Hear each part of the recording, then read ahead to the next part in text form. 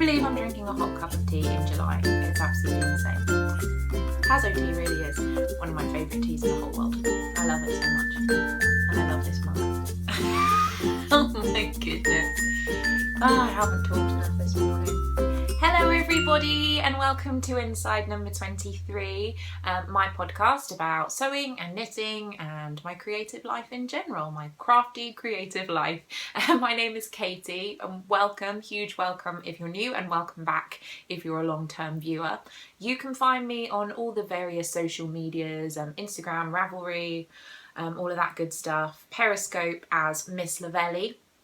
And we also have a Ravelry group for the podcast, which is just Inside number 23 podcast. Search it on the Ravelry groups tab and please feel free to join. In case you're new, I am coming to you from Hertfordshire, which is just north of London in the UK. And we are in the midst of a typical Great British summer insofar as it's raining quite a lot. and yeah, it's a little bit dismal and I was a little bit worried about the lighting, but we're doing the best that we can do this week with what we have. I do have a little bit of admin before we crack on with the good stuff. So let's get all of that out of the way right at the beginning. I currently have a knit along going on in my Ravelry group. It is the Voidalong for the Void Shawl by Melanie Berg, and I'm co-hosting that knit along with my dear friend Eric of the Sticks Twine podcast. And yeah, all you need to do is knit the Void Shawl. We will be closing the knit along next week, so you have one more week to get involved. All you need to do is head over to either my Ravelry group or Eric's Ravelry group, so the Sticks Twine podcast, and post pictures and share and get involved in the chat. Get involved and you could win some fun prizes. I was donated a prize by the beautiful and wonderful Hannah of Circus Tonic Yarn. So hi Hannah, and thank you so much for your prize. You could stand a chance of winning a couple of skeins of Hannah's Scarlet Honey Eater yarn, which is just stunning. Circus Tonic Handmade is a great shop anyway, so you should go and check her out. But yeah, get involved. It's been so much fun. And I'm really excited to kind of give you guys some prizes and start looking at all of the finished objects, and yeah, it's all good. Next up, in terms of housekeeping, I am going to be having a sew-along, woo, which is starting in August. I'm still kind of formulating the exact plans as to when everything's going to be happening, but it will be August that we're actually kind of actively doing the sew-along. And the pattern is the Hollyburn skirt. This is a Sewaholic pattern. Isn't it gorgeous? It arrived in the post this week. I'm so excited. It's going to be a really fun interactive sew along. So each step of the process I will be going through with you. I will be showing you how to sew, how to do seam finishes, how to do hem finishing, talking about fabric selection. So I know that a couple of you have got in touch and are kind of keen for fabric suggestions and that type of thing. I will be going out to buy my fabric this week, and after that I will be filming a video all about what fabrics may be suitable, what things you may want to use and that type of thing. And so don't worry, you may want to hang on for a little bit before you buy your fabric if you're at all unsure until you've actually seen that video. A little disclaimer about the sew along, I am aiming it more towards a beginner sewer perspective, because a lot of my viewers I know are very keen to start sewing but haven't done that much in the past. So it is a lot more kind of aimed towards that audience, but there will be a lot of interesting bits and pieces, new techniques and that type of thing that you may not necessarily have used yourself, that hopefully you'll still be able to find interesting. In particular, I'm excited to try out some different seam finishes and do some tutorials of that, and also the difference between machine finishing and hand finishing, because I am a big fan of hand finishing a lot of things on my sewing projects. So yeah, hopefully it'll be a nice balance. Like I said, more aimed towards the beginner sewer, but I'm hoping that even those of you who are advanced will at least enjoy it and be able to take something from it. And obviously we appreciate it if you would sew along anyway, because the support system that you guys give each other is always amazing. I will be releasing a couple of videos, so for example the fabric selection video before August, and a basic tools and equipment video as well before we start the actual sew along proper in August. Hopefully that will mean that you can get your bits and pieces together and be all ready to literally just get cracking as soon as August hits. But for the meantime, I would suggest getting your hands on one of these patterns, the Sewaholic Hollyburn skirt, as I kept mispronouncing it last week. It is the Hollyburn skirt. So get hold of a pattern. You can either buy the paper pattern or a PDF version. And yeah, I'm super excited, and obviously I will keep you posted as soon as I have some more solid dates and information for you regarding all of the lovely details. I wanted to close off this kind of beginning section with a couple of little shout outs to friends of mine in the podcasting community who've been doing some pretty special things over the last couple of weeks. The first one is a shout out to the gorgeous and beautiful and lovely and amazing Kristin of the Yarngasm podcast and Voolenvine yarns. If you've watched my podcast for a while, you'll know that I'm a big fan of Kristin in every way. I think that the yarn that she produces with Woolenvine yarns is utterly stunning. I'm a huge fan of her work, to the point of obsession. As a podcaster, I love everything that she does. She's probably one of the podcasters that I've been watching for the longest, and she's been a huge inspiration for me in everything that I do with my podcast. She is celebrating her 200th episode that was just released this week. So I want to say congratulations, Kristin. A huge achievement, and you know, here's to the next 200, because I hope you just keep going and going and going. Please just go and watch her, because she's amazing. Just stop this episode right now and go and watch Kristin. Go and watch Yarngasm. My second congratulations and shout out is to another dear friend of mine, which is Eric. Eric of the Sticks Twine podcast, who I've been doing my Voidalong with. Eric this week announced with Deven of Handmade and Woolen, they're starting a magazine for men who knit and those who knit for men. And I couldn't be more excited. I think that this is going to be an amazing product. It is called Rib, the magazine. Follow it on Instagram. It has its own YouTube channel as well. I'll pop all of the details down below so that you can go and check it out. I'm excited for the two of them. I think that their backgrounds are going to work so well together in creating something that is going to be amazing. Congratulations, Eric, and to Deven. Sending you huge amounts of love, and yeah, you're awesome. Right, without further ado, I think we should get on to some crafty talk, don't you?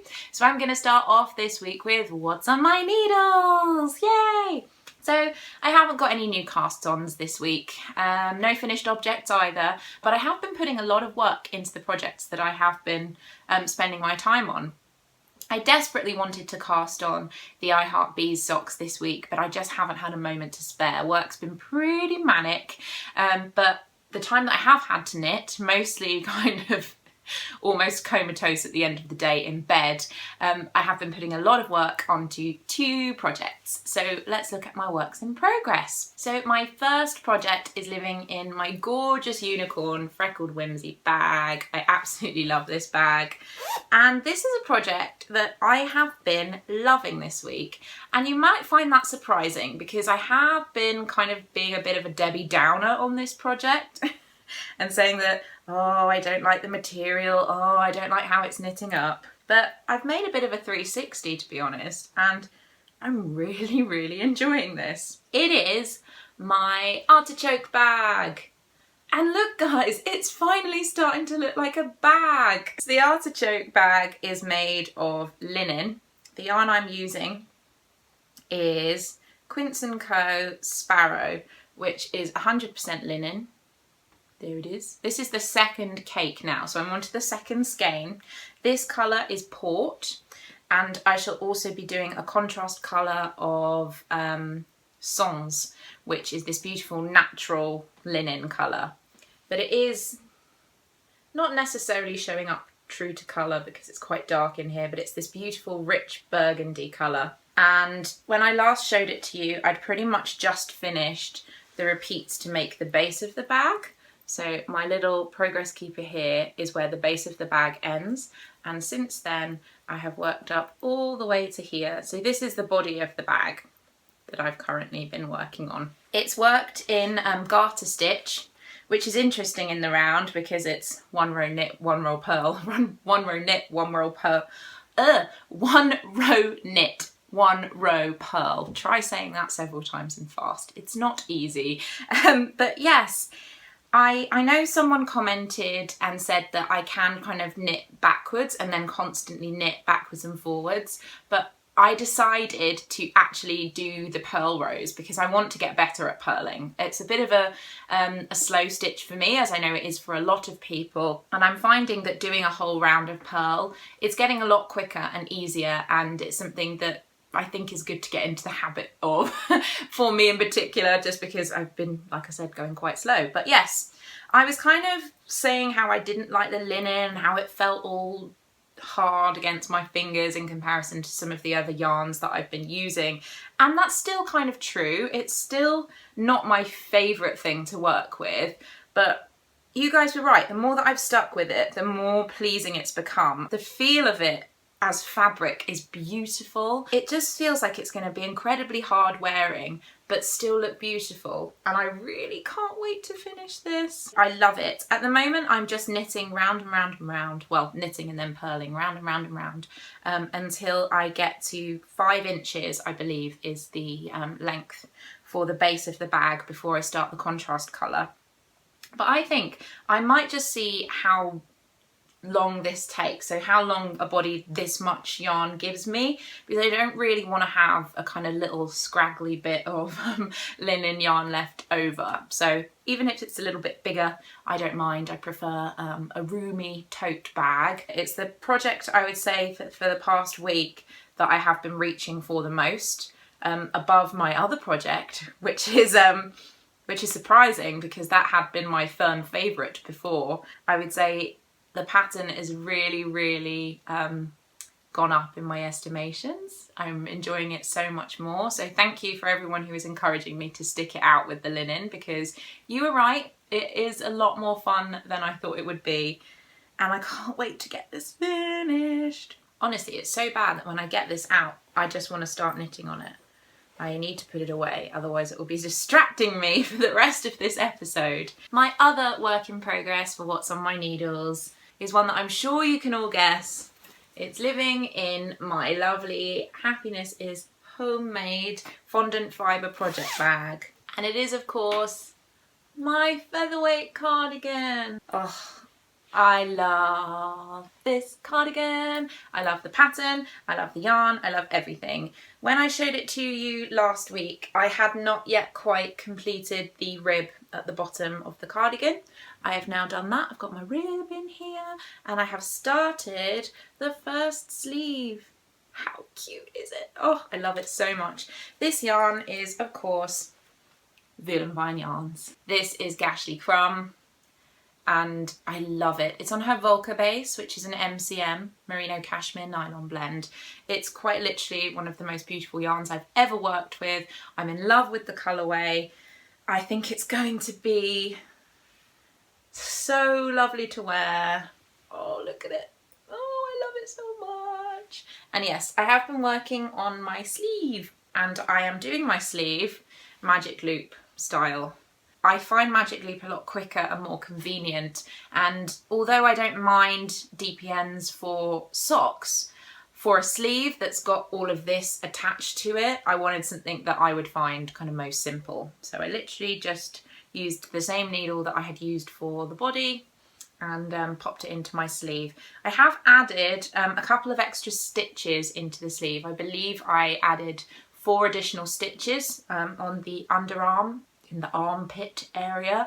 I did that just because I have heard that they can be a smidge tight, and I prefer my sleeves to be kind of looser and nicely fitted, but not too tight around the old armpits. So I added in a couple of extra stitches. I do think that the fabric that this yarn is creating will be very forgiving on the sleeves. I know that it's going to probably stretch and block out a little bit bigger than it is currently, so I'm fine with that. And yeah, it's just, oh, I love it. I've been dreaming about featherweight cardigans in different colours and just having 100 of them in my wardrobe to just wear with all of my different outfits. And to be perfectly honest, this project has really affirmed to me that my true love when it comes to knitting is garment making. That's really why I got into knitting in the first place, and I have been very distracted recently with fun small projects like some shawl projects, some socks and that type of thing, and I still really enjoy those. But for me, my real love of knitting comes, yes, through the process, but also knowing that I'm going to create something that I'm going to wear all the time, that's a functional piece of clothing and that isn't just going to kind of languish at the back of a wardrobe once it's done, because yarn like this needs to be displayed in the world, let's be honest. The colourway makes me so happy, and the pattern I find is incredibly intuitive. It's very easy to pick up. You hardly need to look at the pattern at all in order to do it.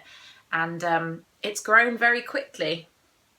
Yeah. The needles that I'm using are smaller than the size suggested. I know that I've said this before. I believe it's a 4mm needle in the pattern. I'm using a 3.5mm, which is a US 4. I am using my higher sharp interchangeable needles. Oh, I've just remembered something about these needles. You may remember a couple of weeks ago I was saying that I was having problems with my higher sharps, and that in particular it was with my previous work in progress.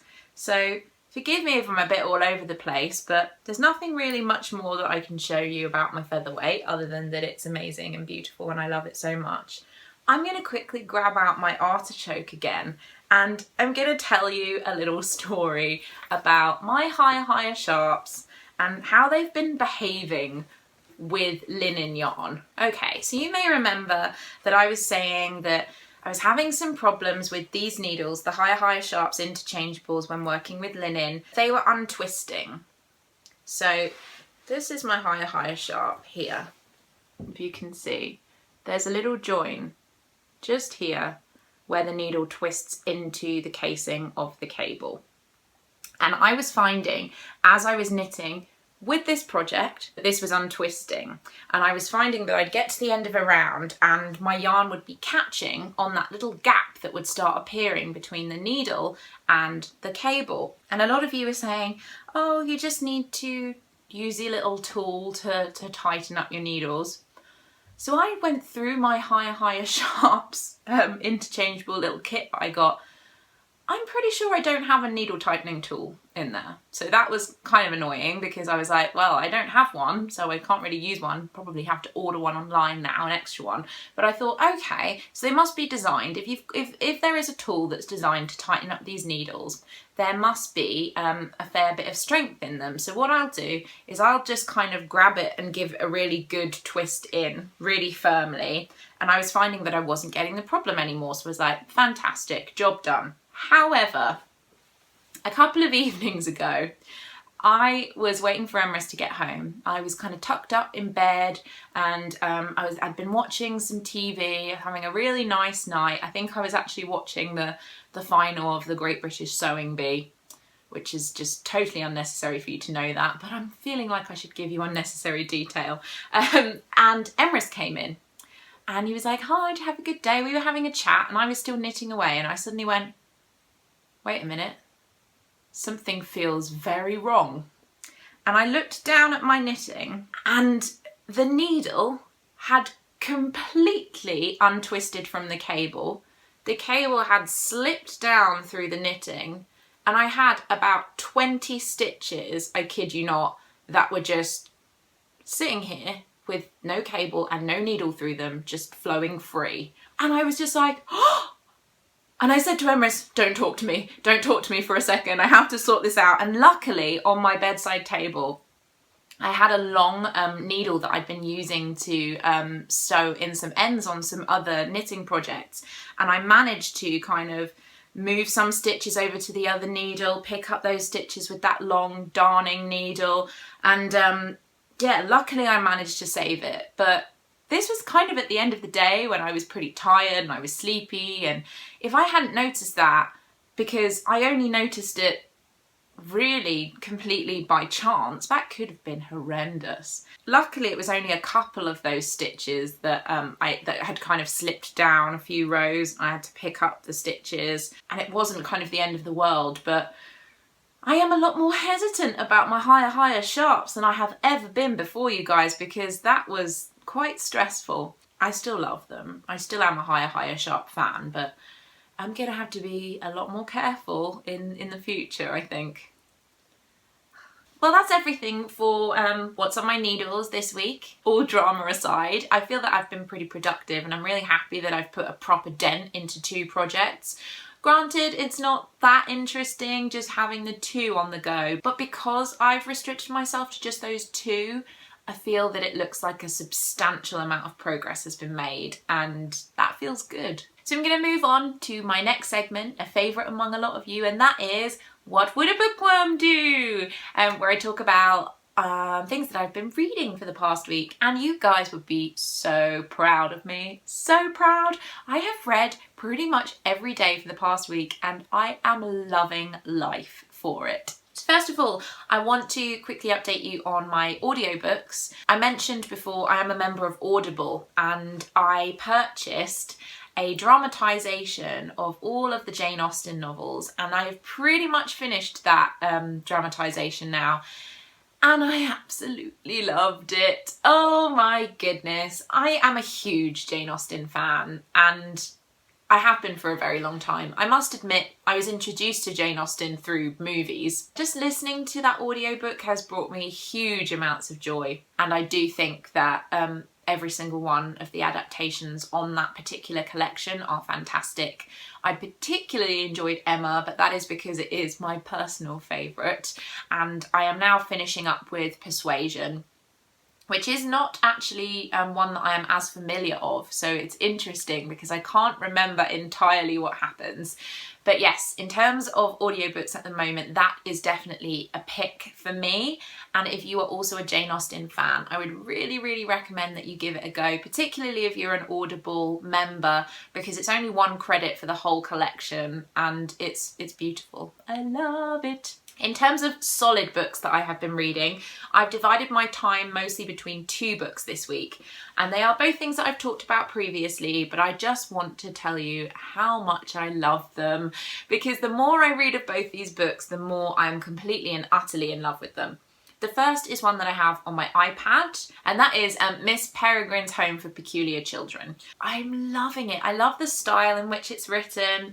It's very easy to pick up and put down, which is great for my schedule, as I tend to grab maybe half an hour, 20 minutes of reading in chunks, as opposed to having a lot of time to really immerse myself in a story. The only thing that I find slightly frustrating is that it's originally it was inspired by this collection of Victorian kind of oddity photos, so people doing magic things like being able to float. Some of these photo references I do feel have been a bit shoehorned into the book.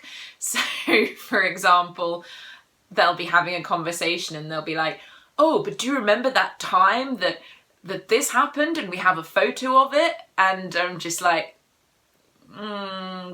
it feels a bit clunky from time to time, I would say. A lot of the time it's done very subtly, but it does feel that they could have been inspirational, those pictures, without having to really hammer home the idea of every time I'm actually going to mention that there is a physical picture of this thing that's going on. That probably makes no sense if you haven't actually read the book, so I apologise for that, but all of that aside, I'm really enjoying it as a book. I can't wait for the film adaptation to come out. Fingers crossed this will be a good Tim Burton movie. I really hope so. And I would really recommend that you give it a go. The last bit that I've been reading, I actually have a physical copy of it, and that is, again, This Victorian Life by Sarah A. Chrisman. This is an autobiography, really, of a couple, Sarah and her husband Gabriel, who live a Victorian life. They have forsaken kind of modern commodities and appliances to live a more Victorian life, and I find it absolutely fascinating. I really love it. I'm a good way into it now, and it's one of those books that really is unputdownable if you're a fan of history in general. I've always been a huge fan of Victoriana and how people used to live their lives at that time. It's something for some reason that's always fascinated me since I was a tiny child. And it also, I think, helps you assess the differences between the way that people lived in kind of the Victorian era as opposed to now. Things that we can't seem to live without. So for example, the internet and phones and computers and all of this that just weren't around at that time, and these people lived a full and marvellous life. It's really interesting. And I know that my dear friend Marsha, hi Marsha, fairy little Marsha of the Twitch and Stitch podcast, has also recently finished this book and loved it, and I'm so happy that you enjoyed it, Marsha. But everybody should read it. It's really, really great. I really love it. And it's nice to have such a contrast to Miss Peregrine's Home for Peculiar Children in this, because this is obviously real life, informative, historical, educational, and then Miss Peregrine's is just fantasy and amazing, and it's really activating all sides of my brain at the moment, which I'm really, really loving. But I'd say this right now is probably #1 book for me that I've read in a while, so read it. Okie dokie, I think it's about time for a bit of so what, don't you? And I am happy to say I finally got some sewing done this week. Yay! Oh my goodness, I love sewing so much, and I've been really, really inspired about kind of creating a handmade wardrobe in this past week or so. It's just something that I enjoy so much. Again, when I was saying that knitting, I've really started to realise that I enjoy knitting more when it's garment work. Sewing things that I can wear and that are a part of a functional wardrobe is just so much fun. But I have managed to finish this week my first ever Mimi blouse. Oh my goodness! Isn't it adorable? Oh, I love it so much. It turned out just so much better than I thought it would. I was a little concerned because the fabric that I've used is this eyelet cotton. If you can see the pattern there. And when I ordered it online, and when it arrived in the post, I thought, oh, it looks a little bit, dare I say, cheap. It doesn't look like a very expensive fabric. It has that kind of sheen that, not the cotton, but the eyelet patterning that's on it, the embroidery, has this almost plastic sheen to it. But I think that in this blouse, it just looks gorgeous. And I know it's a little boring, you guys. It's not as exciting, for example, as the pin-up girl dress that I shared with you last week. And thank you, by the way, for all of your kind comments about that dress. It is one of my favourites, and I'm glad that you enjoyed it when I shared it with you. But this is something that I could genuinely see myself living in through the summer and the autumn and the spring, maybe even winter if I popped a nice cardigan over the top and layered up, but it's beautiful. The Mimi blouse is from this book by the amazing Tilly and the Buttons, Love at First Stitch. And I must admit, when I first bought this book, I really did feel that it was more aimed at beginner sewers, and therefore it probably didn't have all that much to share with me, because I do consider myself to be more intermediate and advanced. But oh, I love this book so much. I love it. I think the thing that I love most about it is that if you make all of these projects, if you make all of the projects in this book, you advance as a seamstress. When you're working on it from project to project, you develop your skill set, which I think is beautiful. But also, you get an amazing wardrobe by just working through the projects in this book. A diverse and functional wardrobe. If you are a beginner sewer, I would say buy this book because I just love it. And it's pretty. It's pretty, like, look at the fun pictures. I love it. I decided not to wear it this week because I do have a couple of other projects that I want to make from this book that I think will look better with anything that I currently have in my wardrobe with this. But what I wanted to do is kind of talk you through some of the details of the construction. I'm just going to take it off its hanger. Don't you love my little vintage hanger? How cute is that? The pattern gives you a really nice variety of different things. So for example, seam finishes, it says that you can zigzag your seams, it says you can finish them on a serger, but then it also talks you through the process of French seams. And those are the seams that I have used in my side seams here. So these are my French seams, which I love, which is a lovely way of enclosing kind of raw edges, and particularly with a fabric like this that's probably more likely to fray. French seams just look so classy. I finished the hem with the machine, which is not something that I usually do. I would usually kind of stitch this by hand, but I really just wanted it finished because I loved it so much. But I did sew in each one of the little facings in the sleeves by hand. So you may not be able to see because it's very difficult to, but there are lots of tiny little stitches in here that are almost invisible to the naked eye, but I love a hand finished edge on garments. I just think it looks really polished and beautiful, and it's something I enjoy doing as well. The other sweet detail that I have on this blouse is the buttons that I have used. These buttons come from my collection. I have a big box full of kind of vintage buttons, and these are, I believe they're either 50s or 60s, I can't remember exactly, but they're these kind of glass faceted buttons, and they are so pretty. I didn't have enough to do 6 of the same, but I did have one little one. So I have this little one at the top, and then these are all slightly larger.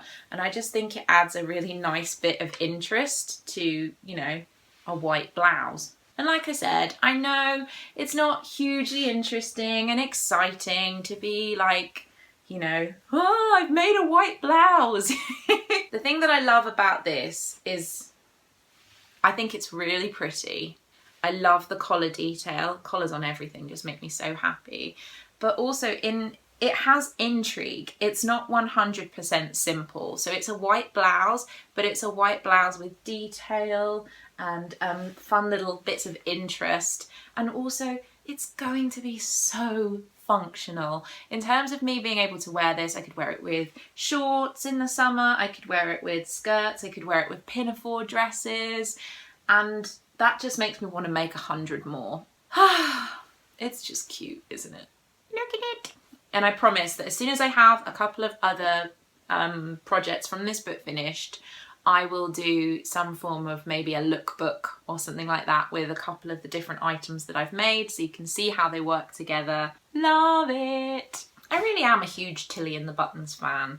I can't wait to start working with some more of her patterns. Namely this one, the Agnes top. I have my fabric right here, my 2 stripy jersey fabrics. I'm gonna be making some of these. That's gonna be so much fun. Oh, wow, that is just stone cold now. Whew. That's like cold, like not even just like lukewarm, that is cold. Ugh, gross. My next segment is pretty exciting, I'm not gonna lie, because it's a segment that I haven't had on the podcast for a little while. And that's because I've been being very good and I haven't been spending a lot of money on yarn and all of this type of thing, but I have been naughty this week, you guys. I was a little bit naughty. I've been trying not to buy individual skeins of yarn because I want to save my money for larger projects, things like sweaters and cardigans and big projects that involve more yardage. So in order to accommodate that, I've been pretty much stopping myself just from buying individual skeins of yarn. But I got tempted and I just couldn't resist because this yarn was too special and too wonderful for me not to try and get hold of some of it. And it's just up here. I've even left it in the bag because it's so special. I don't really know how it happened. I feel so lucky that I managed to snag a skein of this. Voolenvine yarns. But not just Voolenvine yarns. This is one of the collaboration yarns that Kristin did with Lara from Jinx Yarns. This is a Voolenvine Jinx combo, and it's my friend and I love it so much. Oh my goodness. This is Bushwick Nights, and you guys, look at it. Look at this. Oh, look at the colours, the pink and the blue. There's little bits of kind of pale, almost tealy blue. There's purple, and it's all on the Stellina base, the Blitz base, which is a combination of superwash merino, nylon and gold Stellina, 75-25 distribution of those fibres. I couldn't say no. I had to try and get some of this, and I feel so lucky that this is in my stash. I have no projects in mind for this whatsoever. It was one of those moments when you just had to have that yarn so that it could come and live with your other yarn and be happy. Plus, I'm getting a little bit thin on the ground with my Voolenvine yarn stash. The only other skein of Voolenvine yarn that I currently have in my indie dyed yarn collection is this skein. This is my third skein of Gashly Crumb, which will be going into my cardigan soon. So I thought I need to, you know, get some more of that in my stash. So this is coming to live here. And the cutest thing is that this particular section of my indie dyed yarn stash currently is housing a Jinx yarn skein and a Voolenvine yarn skein. So this one is going to be more than happy going to live in there, but I'm just overwhelmed that I have this, and I don't care that I spent money rather than saving for big projects, because this was worth it. Oh, it looks so happy in there. Meet your friends. So that's everything in terms of all of the crafty goodness and all of that that's been going on this week. I only have one segment left, and I think you all know what that one is. It is, of course, General Waffle. General Waffle. And for this week's Waffle, I am going solo. I hate to disappoint you after the excitement of last week's Waffle. But this week, I just wanted to talk about what I've been watching. It's been a while since I've been talking about that, and I've had a really interesting, couple of weeks in terms of what I've been watching. First up on the agenda, I don't know if I've spoken about this before on the podcast, but I am a huge Game of Thrones fan. I think it's probably my favourite series that's on television at the moment, but probably it's up there in terms of series of all time. But of course, over the last couple of weeks, we had the final episode of Game of Thrones, and it's just amazing. I don't want to give any spoilers away because I hate that. I hate it when I'm either not up to date with a series or I haven't started watching a series and people start giving things away. So I'm not going to tell you what's been happening or anything, but I just love it. I think that it was an incredible season. I think it was probably my favourite season that's ever aired, and I would just recommend it. I would recommend it so much. Obviously, it is adult in nature. There is kind of naughty bits. There's violence. There's very graphic violence and some very nasty characters in it. But I just think it's incredible. I think that the production company should be so proud of how everything's come together, and the acting is flawless. I think every single person in it, it's one of the only programs that I've ever watched where I genuinely think that every character is so well cast. It's insane. I just think it's wonderful. I love it so much. Go and watch Game of Thrones. So yeah, that's me kind of fangirling over Game of Thrones. That is one of the main things that I have been raving about for the past week. But there have been some other bits and pieces that I've been watching. This may come as a surprise to some of you, considering you know the type of things that I like and enjoy. But up till recently, I had never watched any of the Indiana Jones films. Okay, so that's a little bit of a lie, because I did watch part of one of the Indiana Jones films, and that was the third one, which I've now completely forgotten the name of. This is why you should write things down in your show notes. I just wrote Indiana Jones. I didn't write particular titles down. But yeah, you know what I mean, the third one. Pretty much everybody has seen it. Third one that has Sean Connery in it, and it's all about the Holy Grail. except that it's not called like Indiana Jones and the Holy Grail, because that sounds too much like Monty Python, I imagine.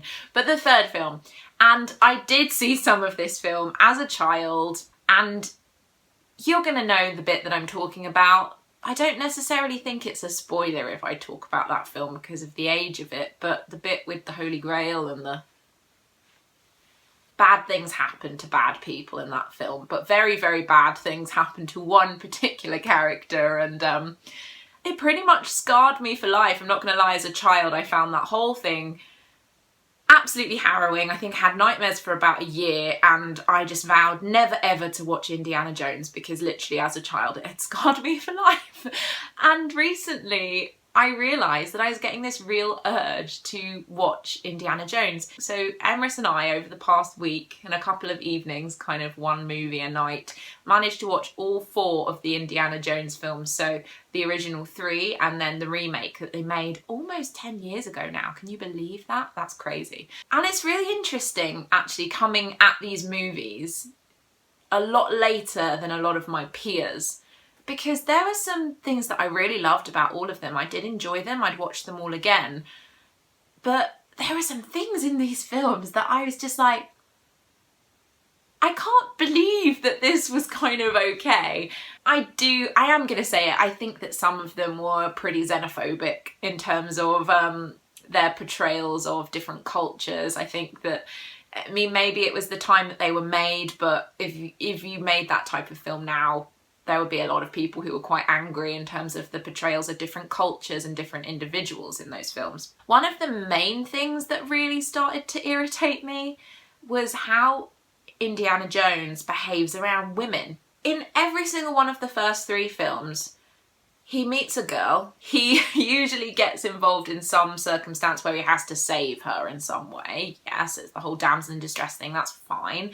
But he usually just kind of is quite verbally abusive and is quite rude and quite obnoxious, and then a little bit later down the line he just grabs them and kisses them, and I was just like, I don't really think that if someone had been that horrible to me, and even if they had saved my life, yes, that's one thing, but if they continued to be obnoxious and arrogant when they were talking to me and downright insulting, I don't really think I would be interested in them if they just suddenly just threw me down and kissed me. Because what's it teaching women and men? It's teaching men that you can be really nasty to that woman and then, you know, you can just kiss her and it's fine. Oh, that's just what men are like. No, that's just what idiots are like. And from a female perspective, it's that whole playing into that bad boy thing that, you know, women are more likely to be attracted to someone who are being horrible to them. You know, I've always personally been attracted to people who just, you know, respect me and who are polite and nice to me, but, you know, what can you say? I do think from that perspective that the 4th film for me actually was really, really great. I know that a lot of people disagree with me because I've heard that it's got a lot of bad reviews and people think of it as the worst film out of the 4, but I really, really enjoyed it. There were aliens in the 4th film and I didn't mind that because I don't find the idea of, you know, aliens any more kind of out of the ordinary than some of the other subject matter in the other films in terms of the mystical things that they're locating when they're going on their digs and such. But the thing that I really did enjoy was that the portrayal of the female lead, who is incidentally the lady from the first Indiana Jones film, she pretty much went, you left me and I moved on with my life. And I'm fine, I'm happy, I'm great. You know, I missed you because I really like you, Indiana Jones, because you're pretty cool and we had a nice time together. But I got on with my life and she was a fabulous woman. I thought it just kind of felt that Indiana Jones was acknowledging that maybe its portrayal of this character had been a little bit negative towards women in the past, and it felt like the production company came full circle in terms of the growth of this character. So for me, I really enjoyed it. The last movie that I wanted to talk about this week that I managed to finally watch, I'm so happy that I watched it, and that's Zootopia. And so many people have been mentioning this on the podcast and I've heard about it from friends, but for some reason I never got round to seeing it, and I've finally now been able to watch it. and I absolutely loved it. I thought it was brilliant. I turned to Emrys after I finished the film and I went, how amazing is it that kids nowadays are going to have that kind of a film to grow up with? I just think that's really great. I love the way that Disney are starting to move with their films now in terms of the type of things that they're wanting to teach kids. I just find it really nice. But also, I really just enjoyed it. It was funny. I loved the main characters and it was a really good feel-good film. I would very much recommend it. If you're a Disney fan, you haven't already seen it, I would say go see Zootopia. Although I would agree with a lot of other podcasters that I wasn't 100% happy with the portrayal of the sheep. And I won't say anything more than that because again, no spoilers, but come on guys, it's a sheep. So guys, that is everything for the podcast this week. I do feel I've been a little all over the place in this episode, so I apologise for that, but hopefully it hasn't been too distracting for you with my brain hopping from thing to thing to thing. If you've enjoyed the video, please like it, please subscribe to the channel. I do upload my podcast every Monday, but I do sometimes have other intermittent little videos, and there are going to be some really exciting and fun things coming in the near future, all to do with the Hollyburn sew-along, and also some other little vlogs and bits that I have planned. So I'm really excited about all of that. And obviously if you subscribe, you get notified as soon as a new video pops up on my channel. So yay! I hope you all have an amazing week filled with all of the crafty goodness that you deserve. Thank you for tuning in with me as always. But for now, happy sewing, happy knitting, and I will see you all next week. Bye!